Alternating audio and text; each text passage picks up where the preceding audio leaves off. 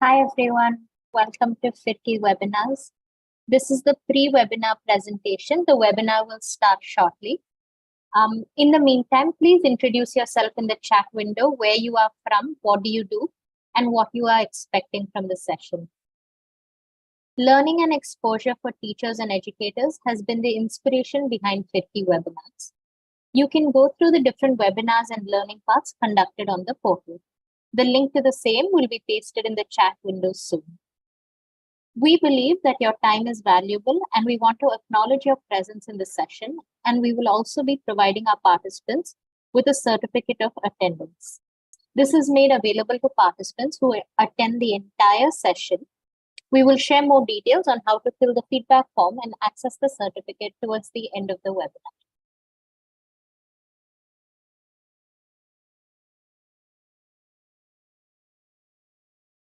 You can join a FITI webinar on two platforms, Zoom and YouTube. The YouTube live link will be pasted shortly in the chat window. Now, I will take you through a few features on Zoom that you can use to have an engaging and productive session. This is the mic button. You can click on this to keep yourself muted. Unmute only if the speaker asks you to. This is the video button. You can switch on and off your video with this button. You can share your questions and thoughts in the chat window. I will be here to curate your questions and share them with our speaker. Participants who are joining us on YouTube can share their comments in the comments section that will be shared with the speaker on Zoom soon.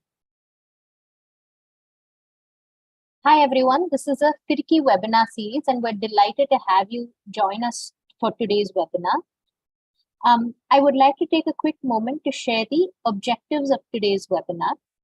What is misinformation or fake news and why it spreads? How to prevent the spread of misinformation? How to use science-backed information to communicate about the environment. We now come to the introduction of our speaker today.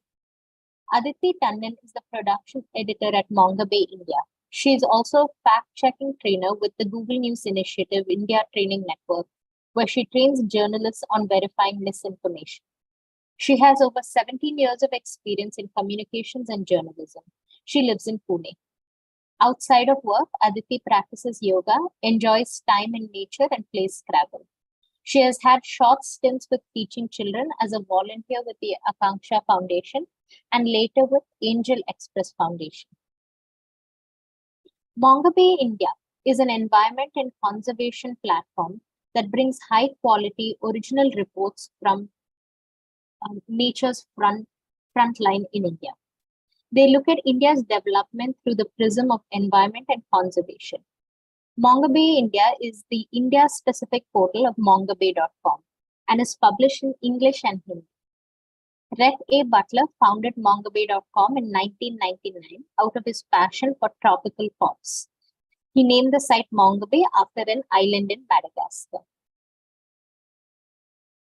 As we move to the webinar, I have a few requests of our participants as well. We request you to keep your cameras on for effective interaction. To avoid disturbance, we request you to keep your mics off unless speakers ask you to unmute. Use the question and answer function to ask a question or raise hand to say something. Participate enthusiastically throughout the session. Thank you. Hope you have an interesting webinar. Over to our speaker now.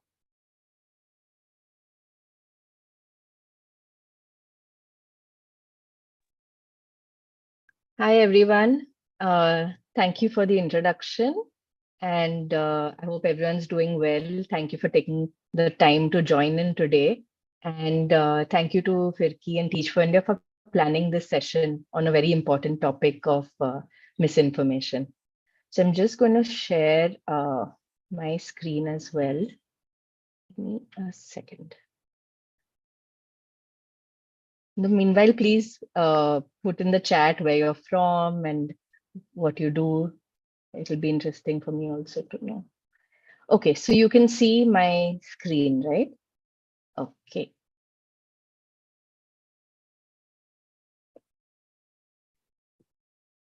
Great.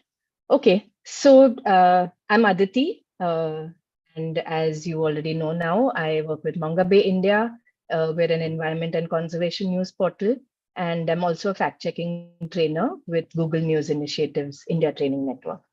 So the focus of today's session is misinformation, or what we colloquially call fake news, and fake news about the environment, about animals, about the climate. So we'll look at some examples of misinformation in this field, and we'll understand it a bit deeper, what it means, how it spreads, and what we as individuals can do to control the spread of fake news. But before I start, I just want to give a bit of context on why a session like this is important, because everyone's from different places, different backgrounds. So I think I just want to set the context a bit. Um, so we're in a time where there is so much of information overload. Okay, so there's a lot of noise. There's information coming to us from all directions, whether news, whether online, social media, WhatsApp. There's information coming to us. We're constantly consuming information. And at the same time, as we are, going through all these kinds of information coming through us, whether in text, in video, photos, there is an industry of people working to, I would say, pollute this information ecosystem by they put out poor quality or fake or misleading information for various reasons, which we'll talk about as we go along the session. And in the midst of all this noise and all this poor quality information, fake information, we individuals get caught in it. We may inadvertently land up sharing it, forwarding it, or believing in something which may not be true. And the consequences of that, it's a whole range. It could be something small, like just it causes me confusion, okay, which fine, that's something, but it can also range to actually being dangerous. It can cause violence, it can cause various other problems. So we just need to be aware that these are the times we live in, these are the challenges we have, and as consumers of information, we need to be prepared to deal with it effectively.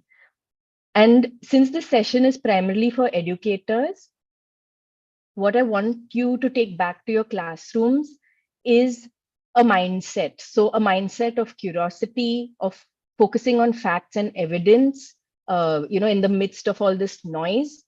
Where's the evidence? What are the facts?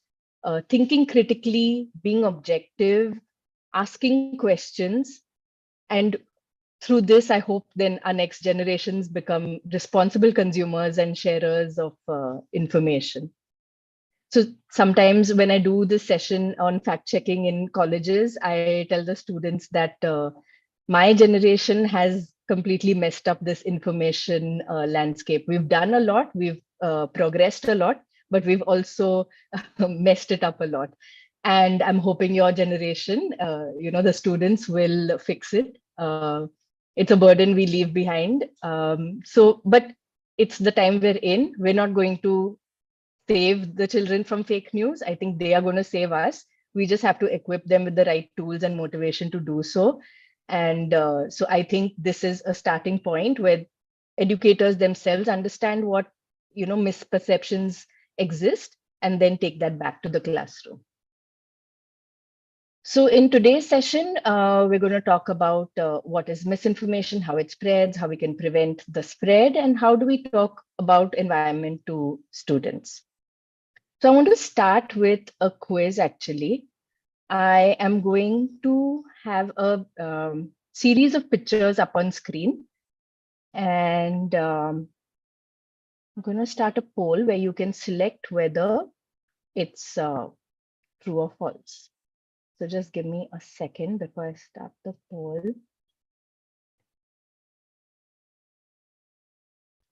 Okay, so everyone can see the poll, right? So look at the screen, see the image.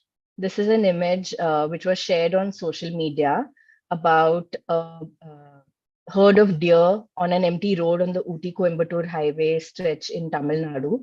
This was shared in March 2020 when the roads were empty because of the lockdown. This was shared on social media. You can see the person whose screenshot is here is an IPS officer. So a lot of journalists had shared it. So yeah, okay, we're getting an almost equal answer. Great. Okay, so 60% think this is a myth and about 40% think this is fact. Okay, great. So I'll go through about 5 of these and then we can, and then I'll tell you whether, like, what's the truth. Okay. Okay, this is the second one and I have launched a poll on this. Can you all see the poll? If not, just someone tell me, but I'm assuming everyone can see it. So this is an image which was shared, pictures of Earth taken by the Chandrayaan in 2019, Chandrayaan 2. So these were pictures shared on social media by a lot of people. Aditi, I think you might have to end the first poll. Ah, okay. Let me go back and do that. Okay, so on the first one, we have like a 60-40 difference. Okay. Second one. Okay, so you can see it now, right? Yeah, okay, Yes. everyone's voting.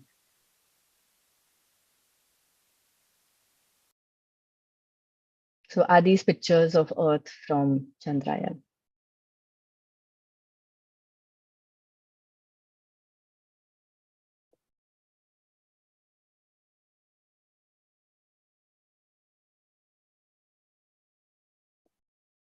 Okay.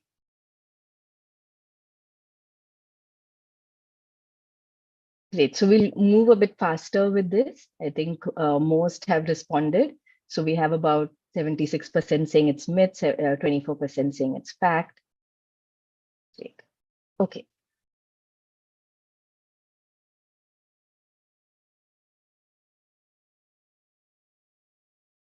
Yeah. This is another common narrative about bats. They are, I mean, bats are bad luck. They spread disease. This was pretty common during COVID. Is it true? Is it false? Partially true.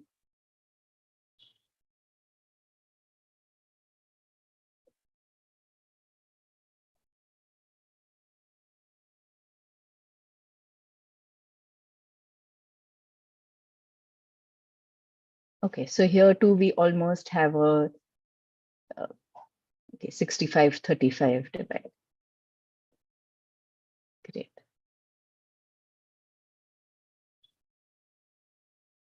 And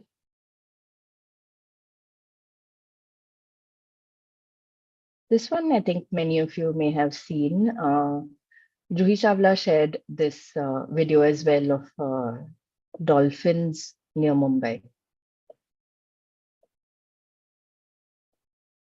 The air was clean and we started seeing dolphins on the coast of Mumbai.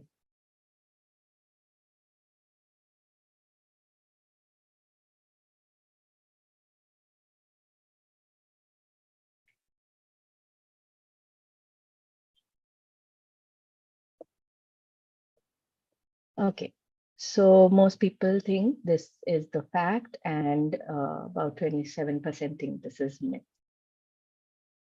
Great.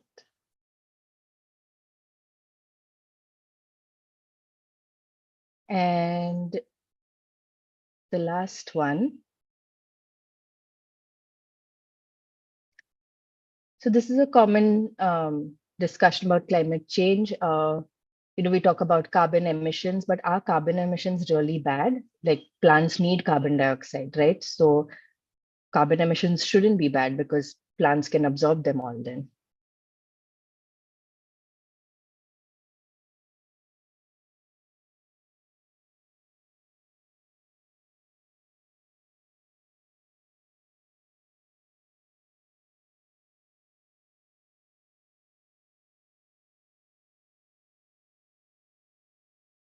Okay, great. So here too, we have about 70-30.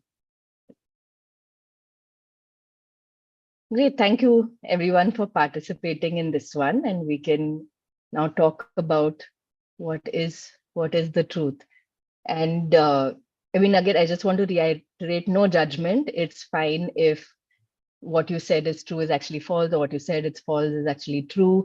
This is normal. It happens with us all. So let's go ahead and find out.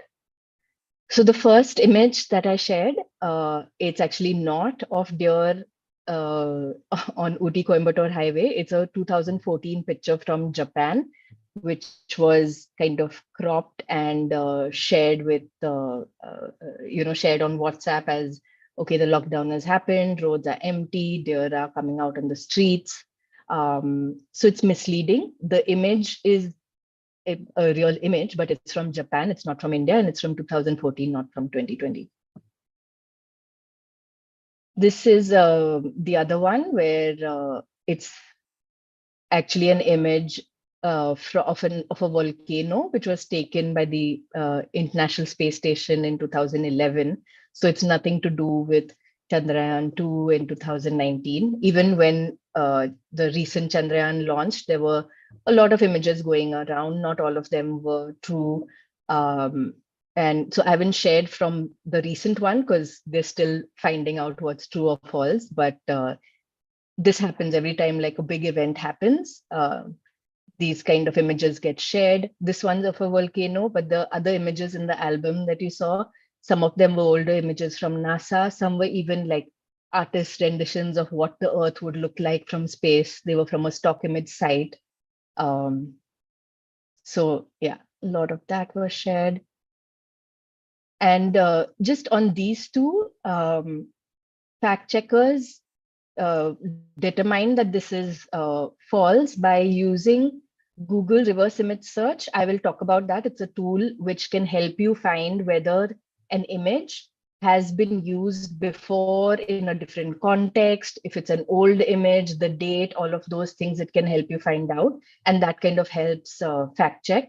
So both of these were just simply using Google reverse image, which I'll again show you at the end. And they could determine that these were fake. I mean, they were images that were used out of context.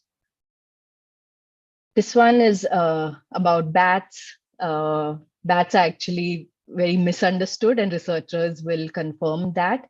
There was a lot of talk during COVID that bats are spreading coronavirus.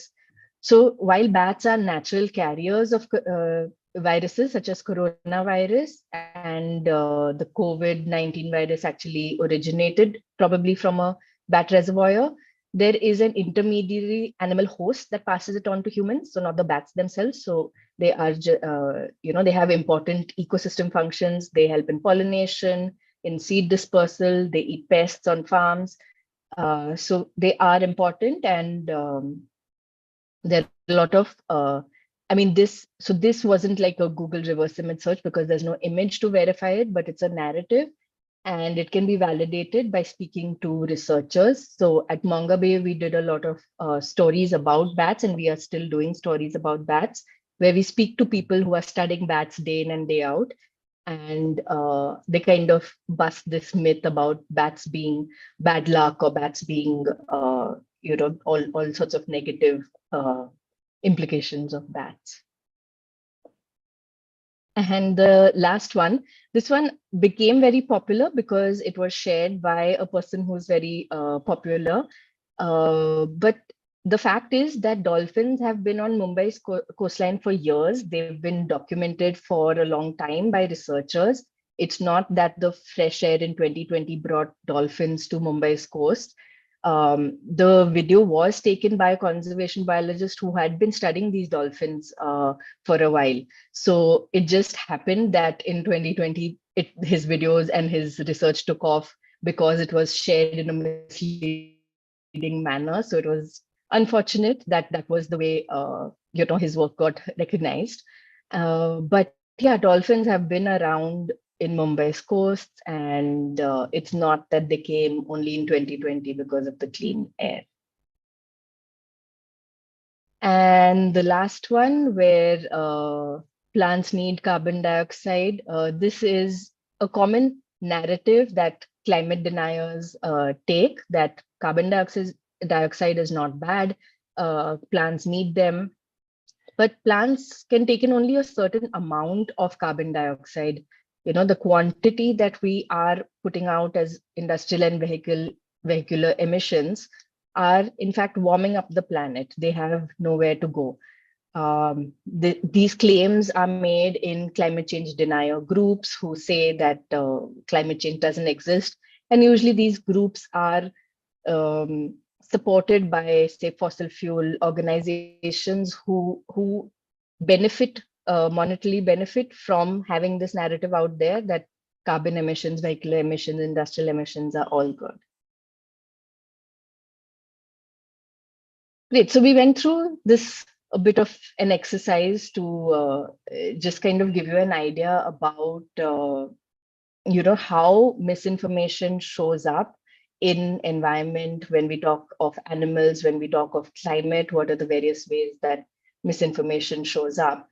And misinformation itself is what we call fake news. We in fact checking, we don't use the term fake news because sometimes it has political connotations, it has a negative implication. And like I said, we're not judging people who, by mistake, they may share news.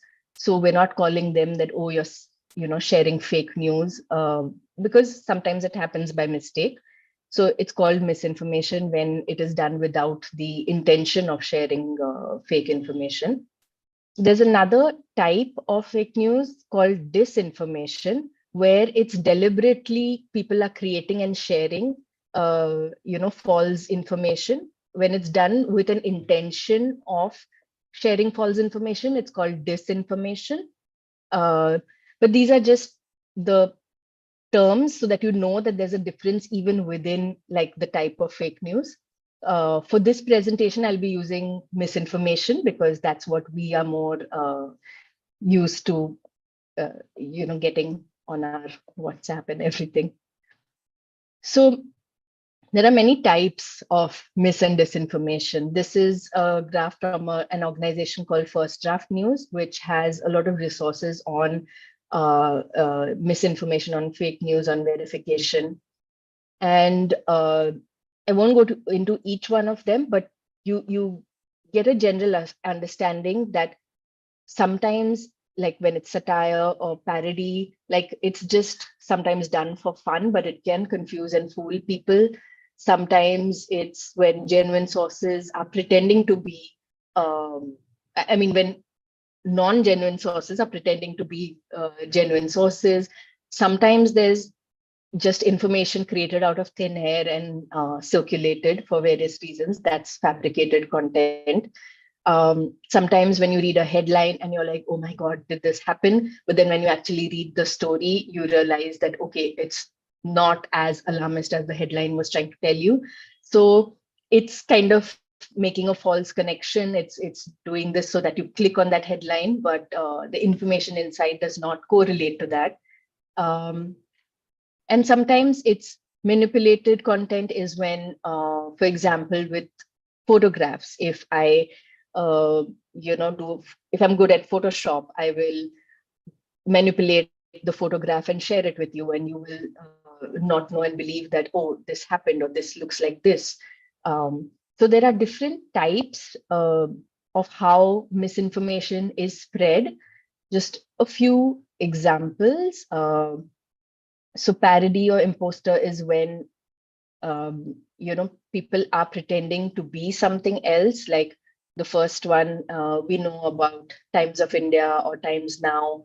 So this is Limes of India and Times Now. So if you just look at it for a second, say on your phone or something, you may not catch the little change, like the T becomes L or the, N becomes H. You may not catch these little things, and these are, they put out whatever they feel like for fun, and we may end up believing it and sharing it, and that happens a lot. Satire is where you make up a story completely. It's a ridiculous story. It's done for the purpose of fun, but it can have an impact. It can confuse people. But if you see very in small print up here, it says faking news. Faking news was a popular satire website which would only put out made up news for entertainment. But over time, news like this starts to confuse people, especially in the time that we live in, where there is so much fake and true news.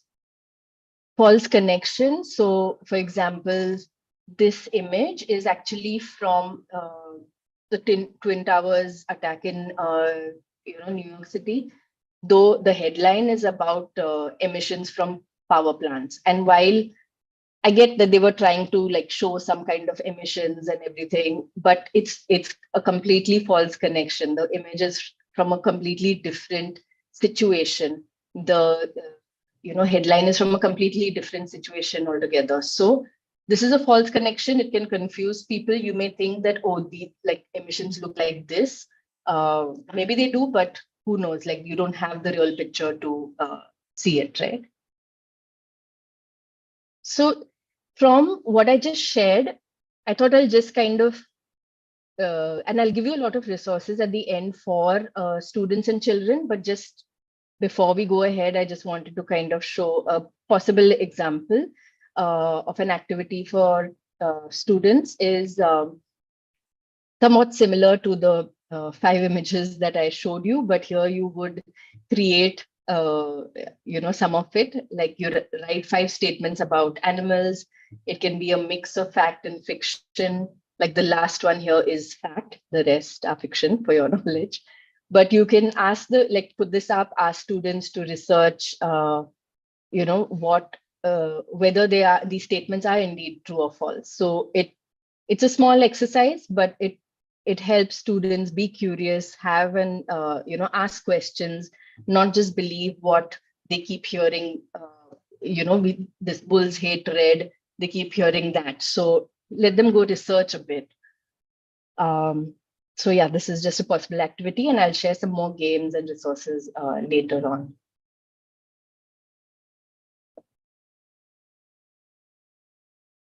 Okay, so when we talk about misinformation, we went through what it is. We went through various examples of what it looks like, and there are reasons why people do this. It's I mean, of course, some of it is just fun, parody, but there are people who may profit from it. One example, of course, is certain companies who may profit from a certain narrative about carbon emissions or something like that. But in a everyday way, like people may profit just from you clicking on the story link, so they may make money from you watching the videos on YouTube as well. So there is a profit intention. Sometimes it's just to provoke, sometimes it's political influence that, okay, if these two sets of groups of people believe different things and start fighting, it may be beneficial for me. Sometimes it's just propaganda about people, about companies, about organizations. Parody, we saw an example. Partisanship, and though it's last, I think I want to emphasize that, like, a lot of misinformation in India comes from just poor environment literacy. So it's not always agenda driven. Sometimes it's just that we don't know better, and that's okay. But that's important, I guess, for this group of this audience specifically, because teaching children about the environment, or at least equipping them to be curious to go read and learn more about nature, about the environment, about climate, about animals, is important, and guiding them to scientific evidence about all of this is important, so that their environment literacy improves, and so that they neither spread nor fall for misinformation about the environment. So it's all interconnected, and around the world there are different reasons why misinformation spreads, but from a lot of researchers that I've spoken to most say that it's just poor environmental literacy. We're not, and also sometimes poor media literacy or poor technological literacy. We may not know how to consume information in a way that we can separate fact from fiction. So that's why there is misinformation. And some of the common ways that people spread misinformation, especially the ones who create disinformation, the ones who create fake news, sometimes it happens by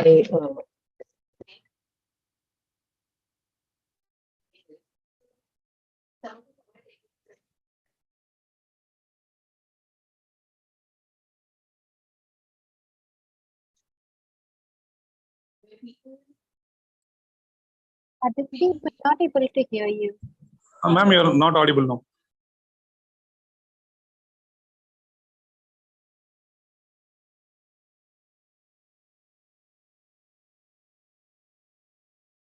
Am I audible now? Yes. Yes, ma'am.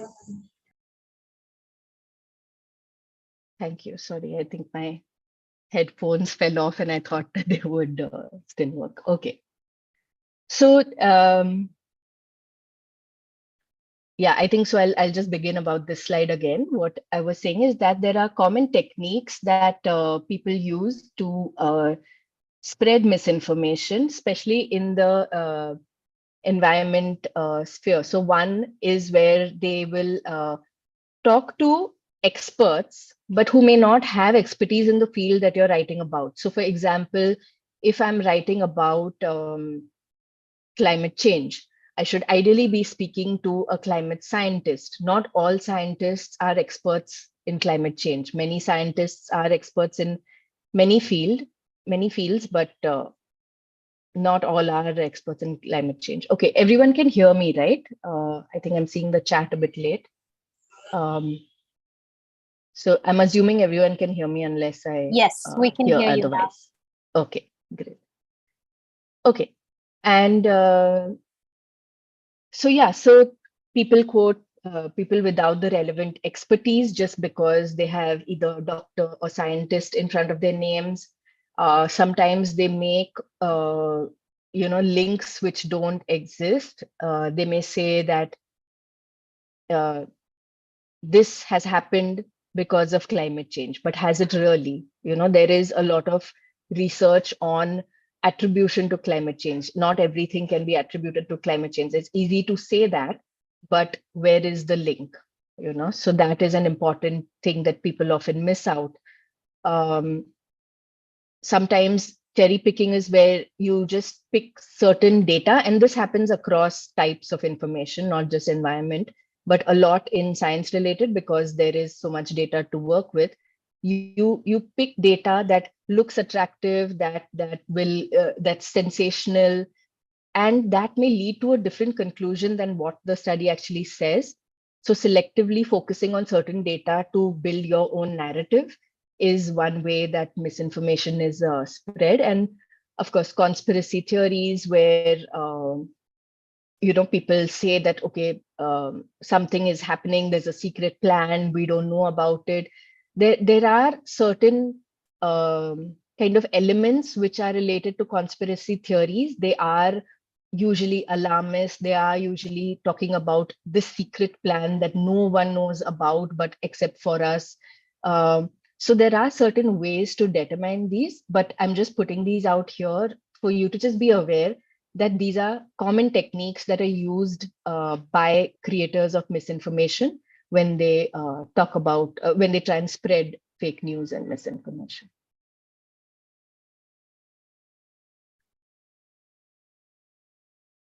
So just going a little more into detail about like the consequences of misinformation. So a lot of times, especially when there's misinformation about animals, which is not, it doesn't have like dire consequences, right? It's not going to cause a riot tomorrow. Sometimes it's just feel good.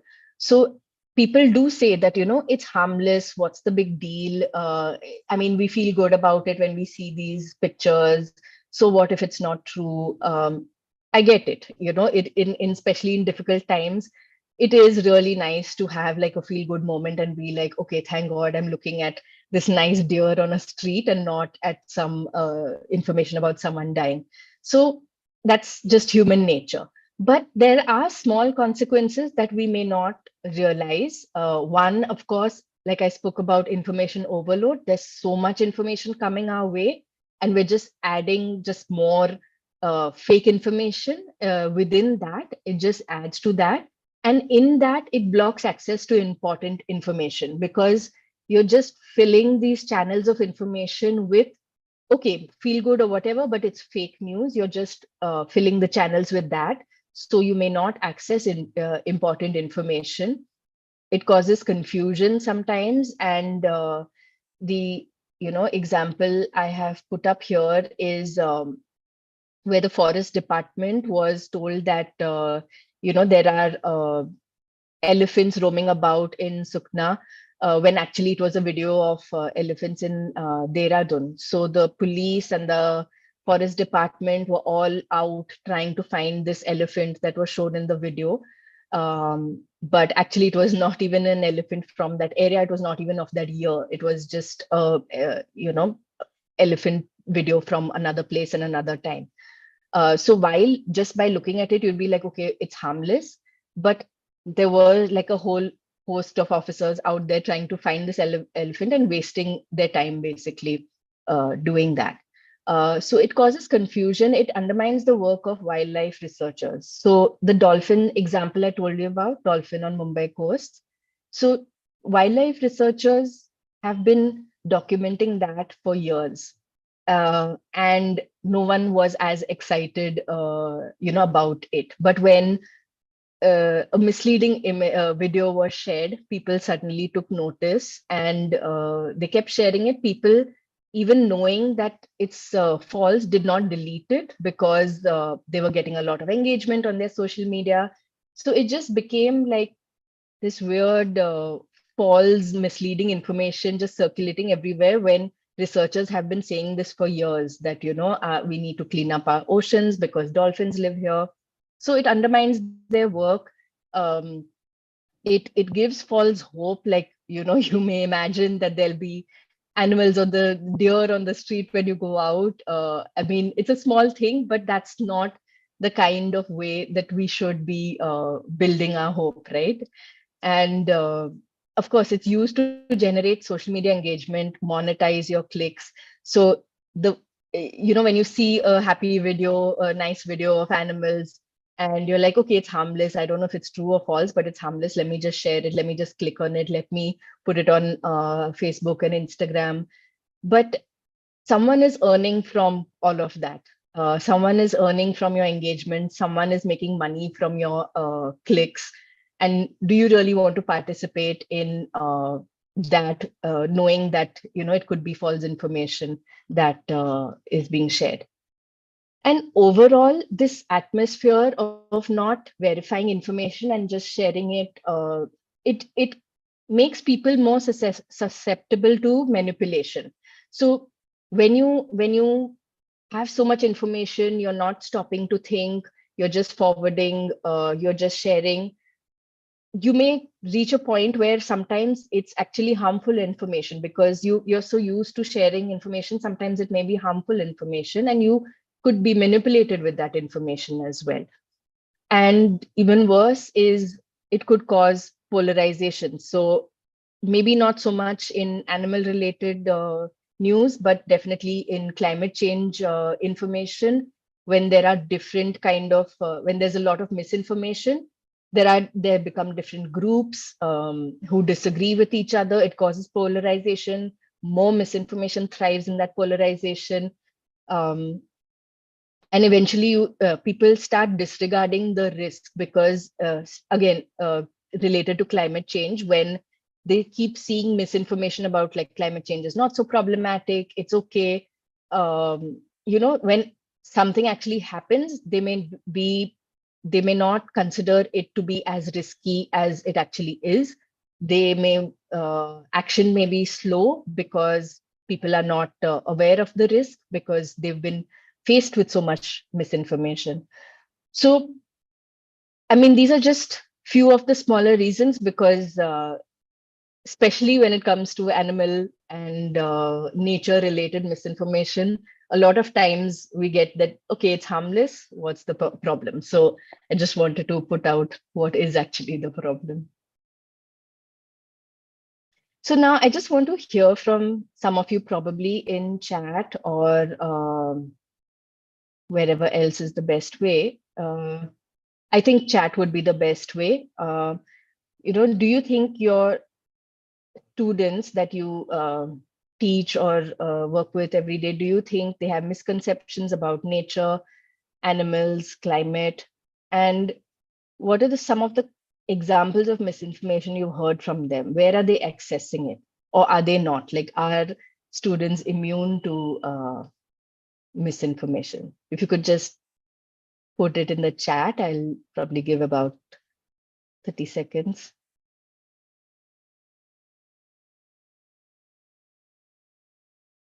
Have you come across a situation where a student has told you something which you know is false? Where have they got that information from? Or have they corrected you sometimes?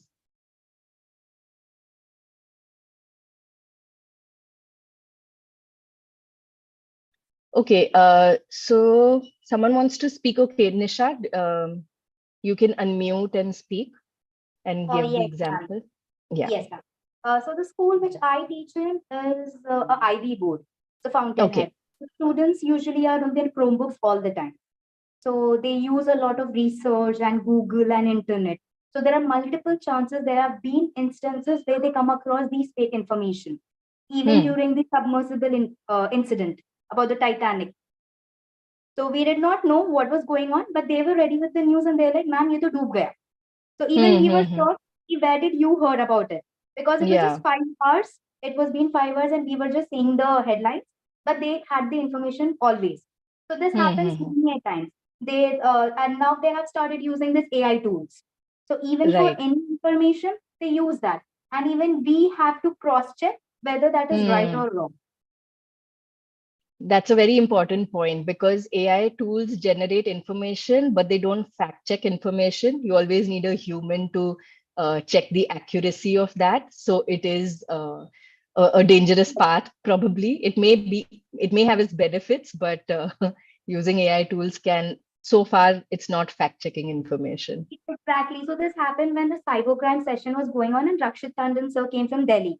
So he just showed Okay. in news in which the AI generated that he's passed away, or one of his Hmm. colleagues passed away. So this happens a lot of time. Wow. Okay. Yeah. Great. Is there anyone else who would like to speak? We can take one more person.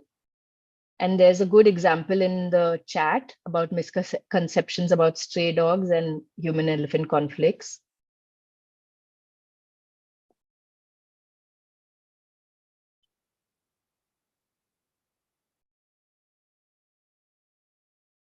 Okay, so I'll go ahead. I assume no one else has an example right now to share. But if you do, maybe towards the end of the session, we can come back to this question. If you have examples to share, probably how you dealt with it or not. But from what I understand, a lot of the misinformation they're accessing is from the internet, social media, and then discussions among themselves.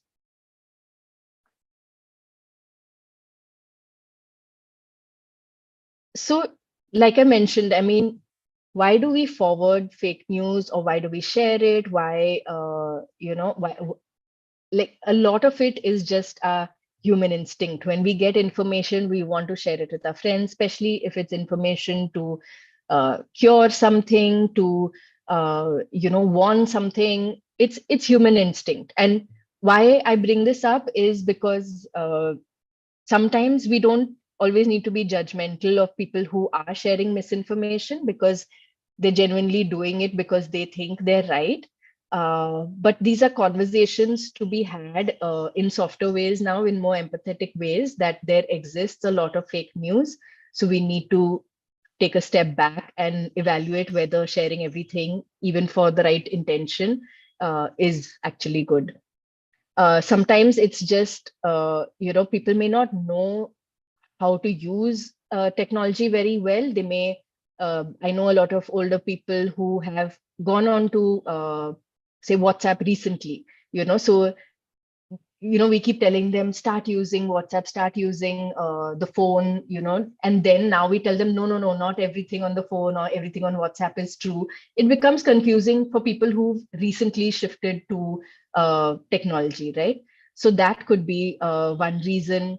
Sometimes it's just validation that, I want to prove that I get this information. Sorry, I hope everyone can hear me. So sometimes it's just validation that people want to prove themselves. They want to, be the first one to have this information. So that speed of sharing is faster, and the speed of verification is not there at all. So sometimes that, and sorry, someone speaking. If you could all just mute. Yeah. So cognitive bias is where you believe in a certain thing. So when you get a message which matches your bias or your belief, you will share it because you feel that, okay, this is something I agree with. The more information you get on that, you want to share it more. If you get opposing information, even if it's true, you may not share it because you don't agree with it. So a lot of times it's to do with ideologies, and sometimes it's just activism. You feel that, okay, if I forward this message to 10 people, something good will happen, so why not? But then, as I explained earlier, in small ways, it's just blocking the channels of information with fake information.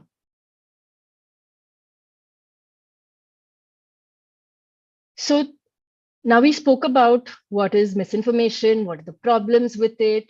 And I assume everyone agrees that it's something we should avoid. If someone believes that it's not a problem, maybe you can speak, after this. But I would assume everyone believes that it is a problem, and everyone agrees that we should be doing our bit to stop the spread of misinformation. So the first thing is to just acknowledge that it exists. It's widespread, you could fall for it, and it's okay. You just have to prepare yourself, equip yourself, and just know that this could happen, and develop a sense of skepticism. And this, I would say, is something to also encourage the students, your students, is that be curious, ask questions, don't believe everything that you hear from everywhere. I mean, of course, keep it to some, that's why I say healthy skepticism, that you don't, it's not always countering someone. It's more about questioning and trying to understand and being curious about subjects. And when we come to verification, now a lot of people say that, oh, I don't have the tools to verify. I don't know if this, how do I find this out? So verification doesn't mean you have to go down to finding, okay, this is fake, where is it? What, you just have to confirm, is it true? And if you can't confirm that, then if it's still question mark, you don't forward it or you don't engage with that piece of information. That's just a first step, where there are trained fact checkers and there are journalists who do this as a daily job, but at a level of a common person, at level of students, we're not required to know how to completely verify something. We just need to know, is it the truth? And if we can't determine that, we step back from that piece of information. We break the forwarding chain, because, and I think things have become better now, but there was a time where, especially on WhatsApp, a lot of people would forward anything that they receive, which again goes back to those things I said about why we forward, because of human instinct. We want to share with our close people the information that we've come across. But sometimes I think it's okay to break that chain when you don't know if some information is valid or not. And when you do share it by mistake, which is happens to all of us, it's good, and there's no shame in admitting that hey guys, I shared something false. I realize now that it's not true, and admit it and delete that information. a problem we see a lot, especially on social media, is even after people realize that something is false, they don't delete it because they're getting a lot of engagement, they're getting a lot of retweets and clicks and everything. So they're like, okay, I'm making money or I'm getting like a lot of followers. Why let this piece of information? I think it's we need to not get so carried away by that validation and realize that it's okay to admit and delete the information. And it's also okay that people may not agree with you. I think as teachers, you may face that a lot more with students not agreeing with you, or various situations where you face that, and that's okay. Like not everyone has to agree on everything.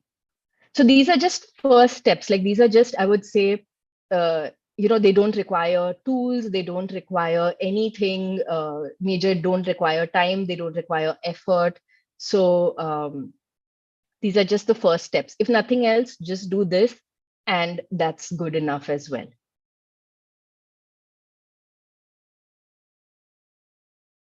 And a little bit more, taking the next steps would be, whenever you see information which makes you think that, okay, is this true or not? Some of the easiest way is to check the source. Where did this information come from? Who sent it? Or which publication has carried it? What is the date? A lot of times people miss out on the date, especially when WhatsApp forwards are being sent. The WhatsApp forward is created today, but the link of the story is from 3 years ago. And people miss out reading the date and they think that's happening now. This happens very often. Question the location. Where is this happening? Because very often you'll see videos and photos from completely different location talking, but the message along with it is of another location. This also happens commonly. And at some point also question the motivation that, okay, if this is the source sharing this information, which seems a bit shady, why are they doing this? Are they going to benefit from it in some way? Are they genuinely interested in spreading awareness? Like, sometimes you can, and these are questions. I'm not saying you will get the answer to every one of these, but these are questions, a good starting point to ask when you are faced with information that you're not sure about. And of course, if you can't verify it or you're still feeling unsure, don't forward or don't engage with that information. Google text search, sometimes a lot of answers are there on Google. If you just search that, okay, did this happen in this location, you will get. And there are a lot of fact-checking organizations right now which are already busting these myths for you. So sometimes when you search on Google, you may just find the answer that someone has actually done the work for you. You just read it and you'll find the answer. So fact-checking websites, like I just mentioned, there are a bunch, and I can share a few links towards the end. When you're watching videos, look for clues. There may be signs, like for example, I don't know if you noticed in the deer video, there was a little sign on top in Japanese, which if you look closely, you know that that's not India. So look for clues like that in videos. Google reverse image search, I will show you next. And one good way is to get your information from multiple sources, diverse sources. It doesn't always have to be sources that you agree with. Look for the same story in different, and this is something to also encourage your students, that when they are accessing news, look at different places for that same piece of information to get a whole picture. Always go for authentic sources of information. And then, of course, if you want to go to an advanced level, there are online trainings, there are advanced tools for photo and video investigation. I won't get into any of those today, but that's for anyone who wants to do more. Those exist. A lot of trainings exist, a lot of tools exist. So I just wanted to put that out there. And okay, so let's try Google reverse image search. So there are two ways. One is either you can do it on your laptop or desktop, or you can do it on your phone. So the one which I'm showing in black at the bottom left, that's how it looks on my phone. It may look differently on yours, but basically go to google.com and look out for this symbol of camera. Can you see that? So if you could all go to your phones or your laptop, type in Google and tell me if you can see this camera symbol.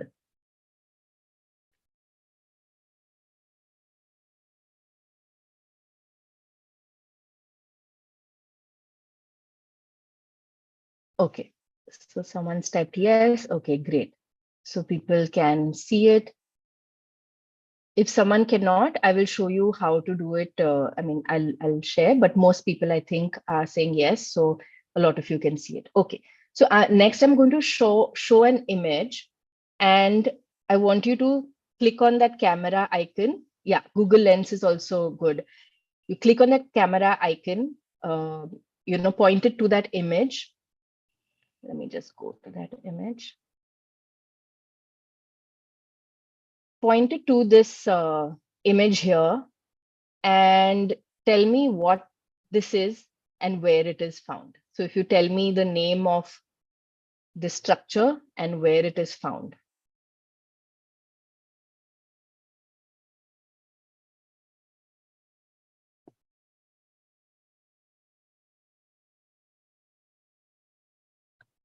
Let me see if I can also share the image in chat. Then if you're on your laptop, you can.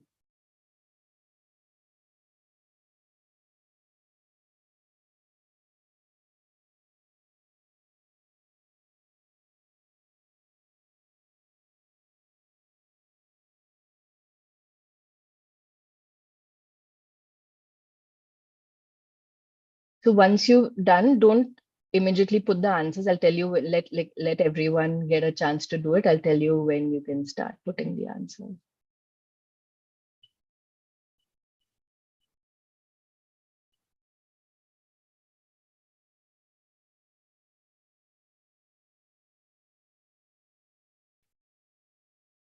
If anyone's on their laptop, I've shared the image in chat as well. Okay, we're already getting in the answers. Nice one. But where is it also? You have to tell me.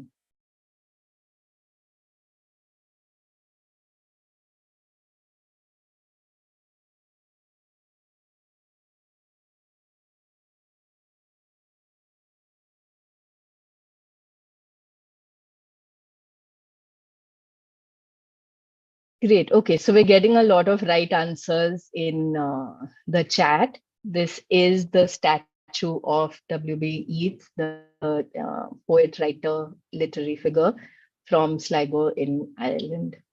Nice. Okay.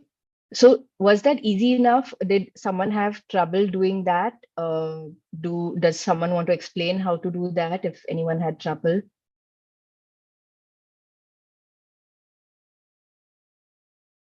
Okay. Okay, so I'm assuming it's easy for everyone. No one had trouble doing that. So this is just a way to, when you get an image, either on WhatsApp or you see it online, you see it in a news article, you're not sure about it, you can use your phone Google Lens, or you can upload the image on Google, that camera icon on your laptop browser. And what it shows you is a lot of it may not always give you the right answer. Like I said, this one was an easy one because it's a very obvious one. But in some cases, you may see that, okay, this photo was used before somewhere. So it's not a photo from now. You may get to know the context of where this was used. Was it used in a separate news article? You go read the news article and you realize the photo is from Ireland and not from the US. These are small answers you can get just from Google reverse image search.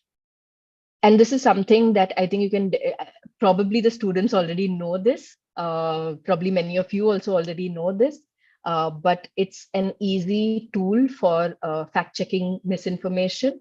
And I think everyone can be made aware of how to use this.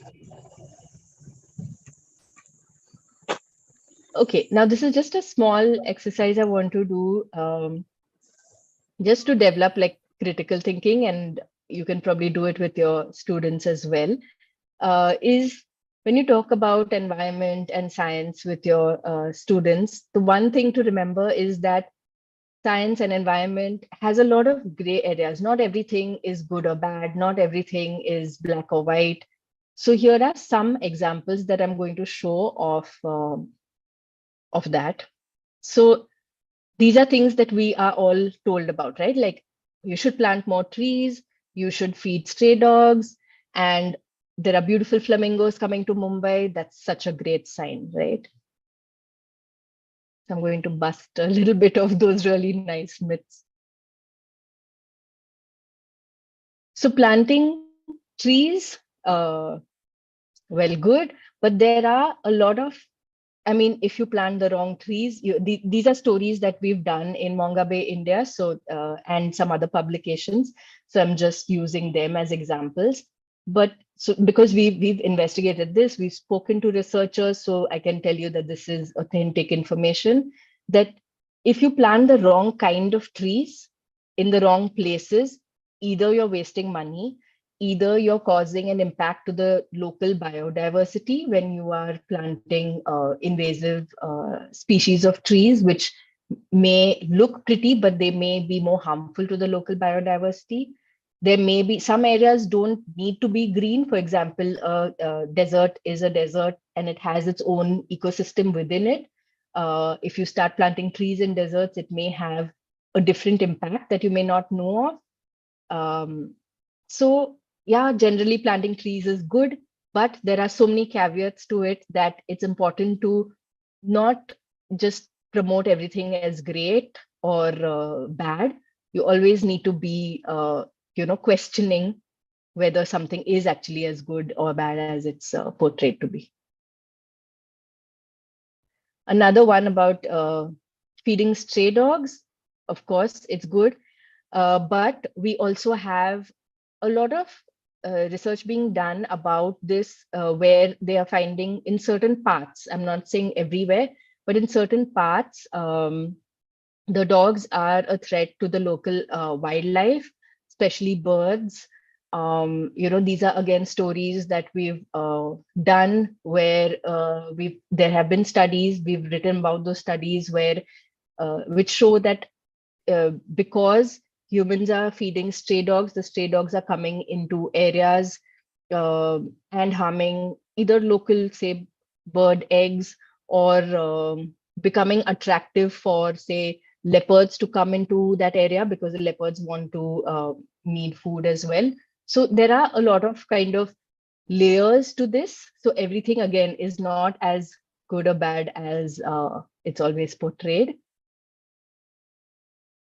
So flamingos, it's of course a pretty sight, and if you've seen it, you know how beautiful it is.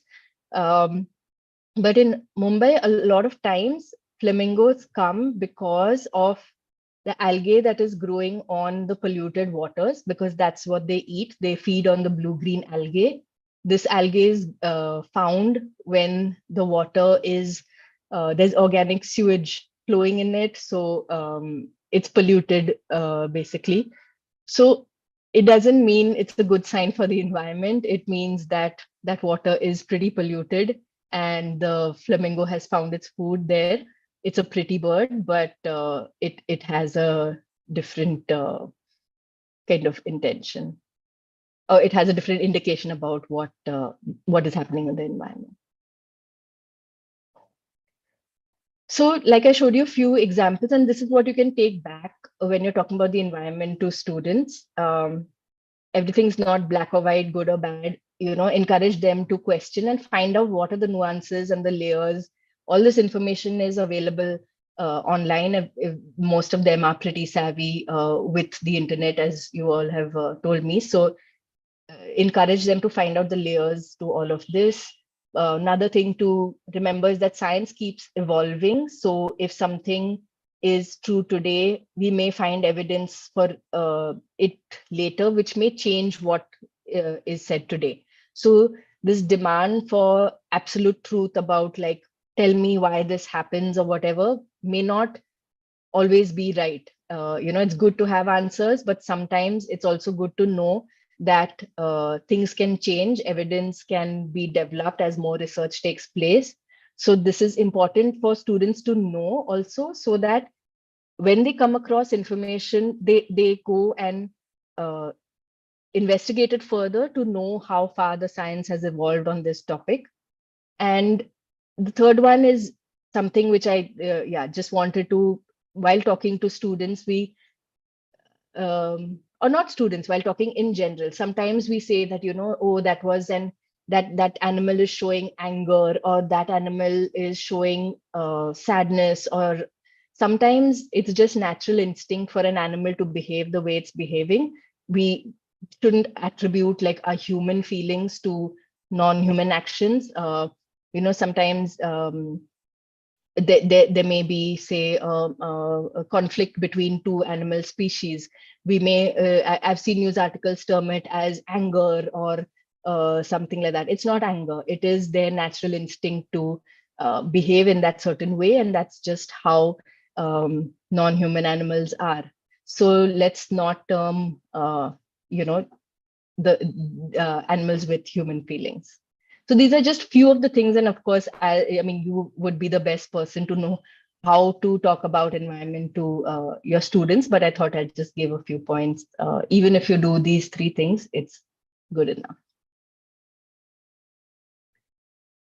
And so there are a bunch of resources. I will share this with the Firki team, who will, you all will put it somewhere accessible, right? Navya? We'll put Yeah, it on the portal page. Yeah. Yeah, okay. So these are basically, at this point, I just wanted to mention that misinformation, fact checking, all of this does have a dark side. Not everything would be appropriate for students or children. So figuring out like how to communicate, it's an important thing to communicate with them, but there are ways to do it which are age appropriate as well. So there are games, there are different kind of lesson plans for students, all of this. So these are some of the resources which have all that, which are targeted, which are age appropriate, which do not push students down like a spiral of fake news, which they may be exposed to things which are not which they are not ready for. So definitely check out some of these resources. And at the moment, all of these are in English because a lot of these are by international organizations. But I think, I hope there may be, and if you're creating more resources which are in local languages, please do share with everyone. But yeah, these are some of the resources which I will share separately. And thank you. And now we'll just keep some time for questions. And I hope a lot of you have questions, doubts, comments as well. Feel free to share. I think you can put your questions in the Q&A. Is that right, Navya? Yes, we can put it in the Q&A or even in the chat box, and we'll Yeah, take your questions to other people. great. Yeah, so please, questions, comments, thoughts. If someone wants to speak, you can raise your hand or you can put in the chat and we'll see if that can work out.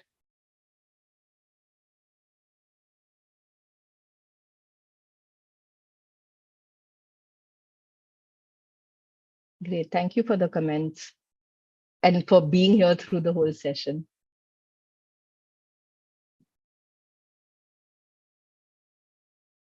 Is there anyone who wants to share experiences from your own schools or your own interactions with students on misinformation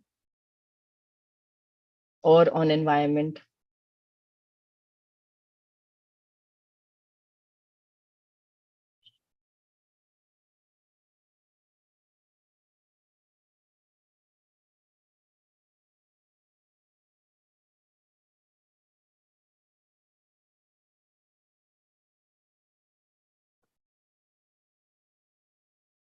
I'm just going to go back up. There were some nice comments about.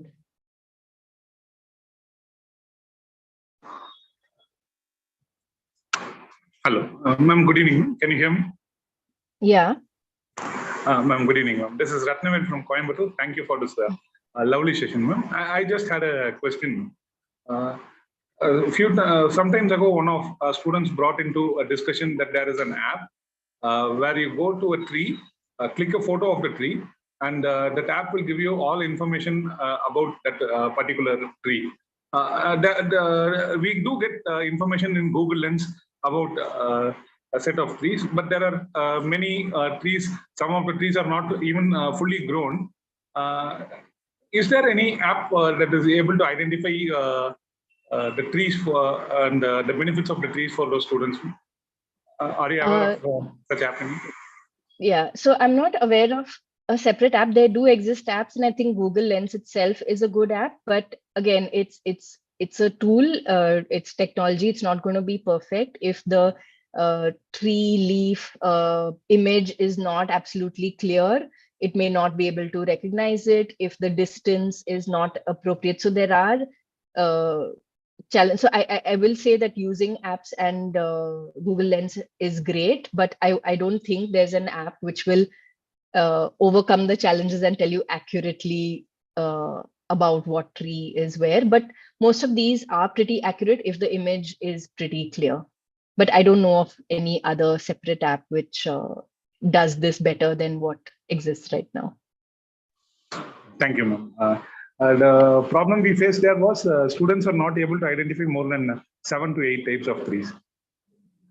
Which is good. I mean, good enough that they identified 7 to 8 trees also, right? So I mean, sometimes you need also the human learning. Like if someone can tell them that, okay, a leaf which has which looks like this, or a tree which has this fruit is this tree. So it can be a mix of using the app and a mix of an expert in person telling them how to identify trees, and combining that, they may be able to do more. Just a thought, but it's great that they even identified 7 to 8 trees. So I would see it as a positive. Yeah. Sure. Thank you. Thank you.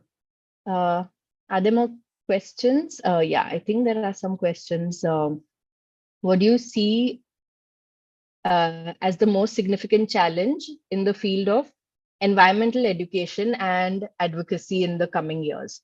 So I think one challenge, of course, this whole session that we spoke about is misinformation. So one challenge would be the amount of, I mean, firstly, the amount of information that exists, which just is a lot for a lot of people to deal with. There's an overload of information, and picking out the correct information from all of that itself is a challenge. So these are things we need to be equipped with and trained with now, so that we are able to find correct information when we see like 10,000 pieces of information coming our way.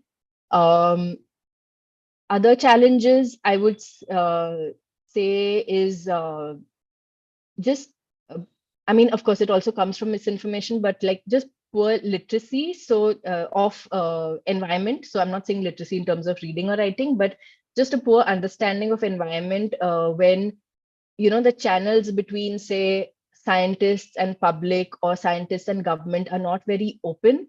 They create a situation where we don't get evidence-based information when we're making decisions. And that, I think, can trickle down into education and advocacy as well. I hope that's answered the question to some extent.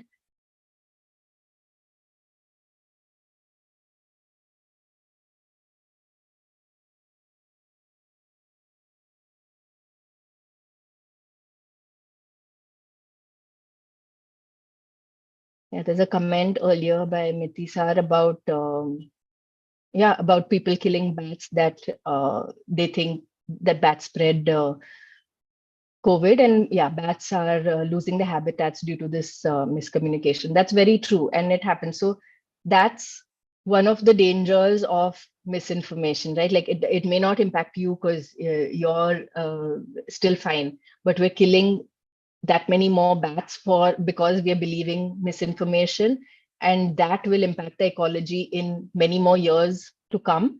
So a lot of these are like long-term impacts that we're not seeing now, but hopefully we can prevent it before the impacts become too bad.